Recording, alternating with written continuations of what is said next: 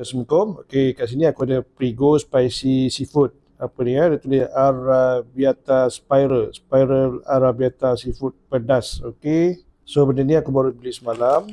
So aku nak try lah. Kan? So aku nak tengok instruction cara masak dia. Masukkan pasta, perencah dan air ke dalam periuk, gaul rata. Lepas tu apa? Kacau. Kemudian boleh terus makan. So ready to serve and enjoy. Okey. Nampaknya cara masak dia mudah je, iaitu dalam masa 3 minit sahaja. Okey, jom kita try buat. Dalam dia ada dua dia, iaitu seasoning powder, iaitu serbuk perasa dan juga dry pasta. So dua macam ni je lah yang ada dalam ni kan. Okey, dalam dia macam ni ya, iaitu dry pasta dan juga serbuk perasa dia.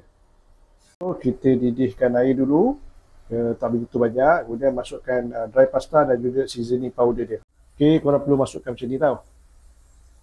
Dan korang perlu kacau-kacau dan tunggu sampai pasta dia lembut, kembang dan lembut. Okey, pasta dah mula kembang, dah boleh angkat. So kalau korang nak lebih kering sedikit, pastikan ketika korang merebus air tadi, pastikan air tu sedikit lah. Okey, jom kita angkat.